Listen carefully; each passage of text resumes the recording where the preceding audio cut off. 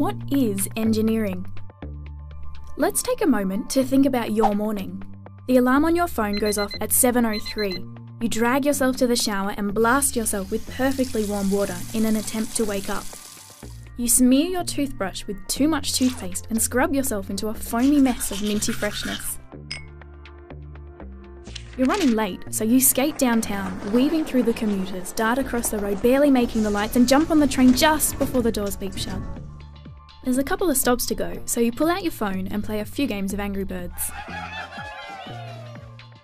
Alarms, trains, traffic lights, video games, toothpaste, all these things were made possible by engineers.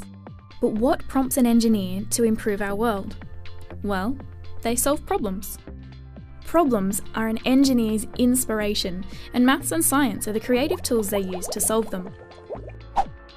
Problems like making your alarm go off at the right time, or making sure your toothpaste has just the right balance of chemicals to give you that perfect smile, or even making a game so addictive it's almost impossible to put down, if that really is a problem.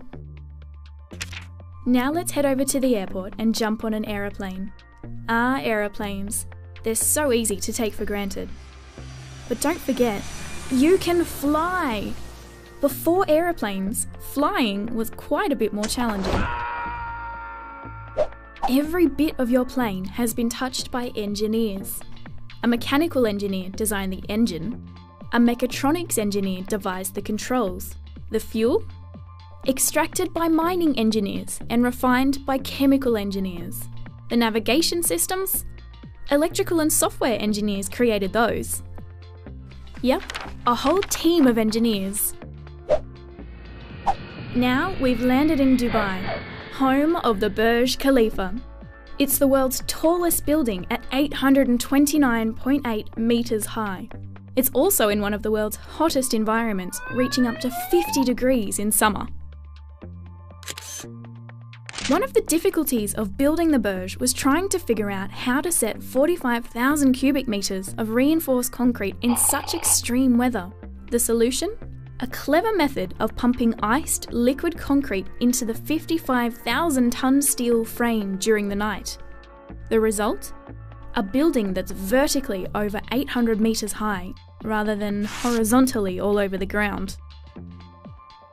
Now let's jump into our time machine and go back to Saturday.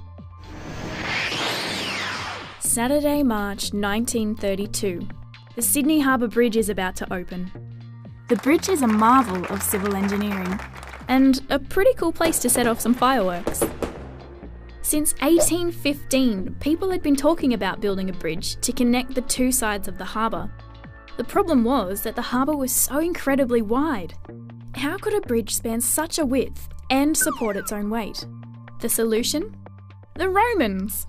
Well, actually it was an idea they came up with. The arched bridge works by transferring the weight into horizontal forces and bracing them at the ends of the arch. But what about the future? What problems will engineers solve next? Will we finally have affordable solar power? Or robots that can perform life-saving surgery? Or a building that's so tall your view is of outer space? Or how about finally engineering a working hoverboard? Seriously, we've waited long enough. So what is engineering?